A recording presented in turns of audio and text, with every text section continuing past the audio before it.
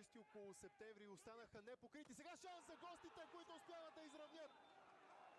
Маркиране обаче за... Тодорачев ще бъде мигновено, дали няма да бъде и такава на терена, да! 1-2, 60-та минута, прекрасно попадение на Даниел Генов. Дали пък...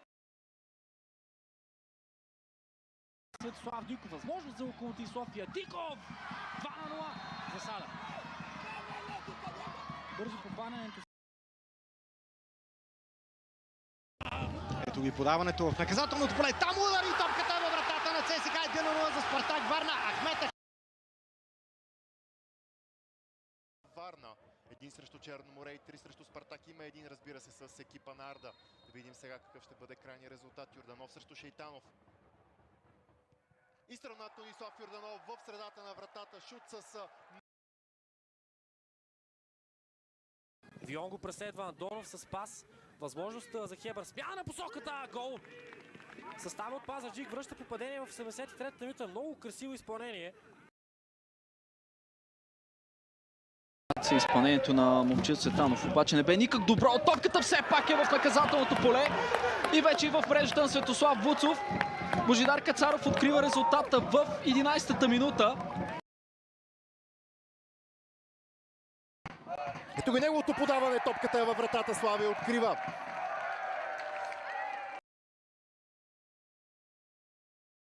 Фланга.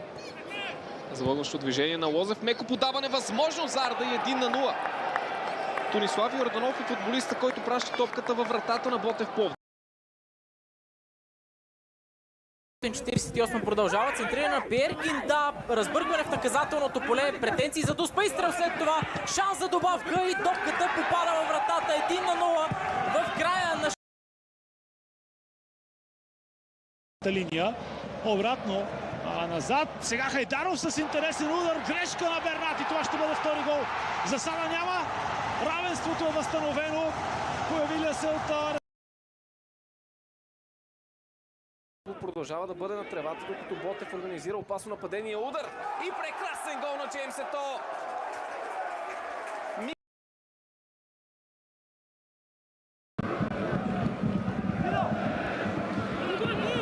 Евертон. Има подкрепата на Майкон и Марин Петков пред себе си. Удар в средата на вратата. Имаше и рикошет, което означава 1-0. Опасно подаване от Златев. Възможност за Черно море. Изчистена топка, която стига в Асен Дончев. Удар на Дончев. Гол! 1-2. 98 минута. Колко време обаче има още?